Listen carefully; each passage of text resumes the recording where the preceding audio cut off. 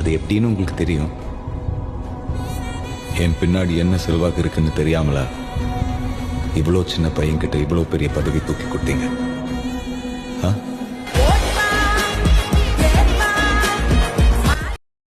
எனக்கு வந்து பெருசா எதுவும் தெரியாது. நான் நல்லா படிக்கல, பெரிய பேக்ரவுண்ட் கிடையாது, எக்ஸ்ட்ரானரி டேலண்ட் கிடையாது. நிறைய அடிபட்டிருக்கேன், நிறைய அவமானப்பட்டிருக்கேன். ஒண்ணு மட்டும் தெரிஞ்சது, நம்மள நாம நம்புறதை தவிர இங்க வேற வழியே கிடையாதுன்றது.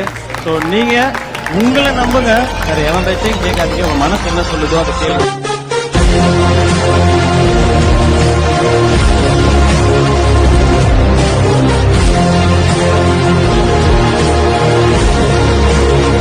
பொறுமையாய் இருப்பவர்கள் தோற்று விடுவார்கள் என்று பலர் கருதுகிறார்கள். ஆத்திரப்படுகிறவர்களே தோற்று போகிறார்கள். அதுதான் உண்மை. சகிப்புத்தன்மையோடு இருப்பவர்கள் ஏமாளிகள் என்று எண்ணி விடுவார்கள். எனவே இதை சகித்துக் கொள்ள முடியாது என்று நாம் பல நேரங்களில் ஆத்திரப்படுகிறோம். ஆனால் ஆத்திரம் எல்லாவற்றையும் தலைகீழாக புரட்டி போட்டுவிடும். சகிப்புத்தன்மை உன்னுடைய ஆளுமையை வளர்த்து தகுதிக்குரிய இடத்துக்கு கொண்டு போய் சேரும்.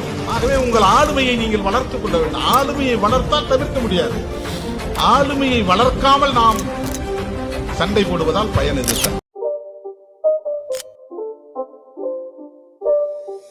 It's not a game, it's a rich thing.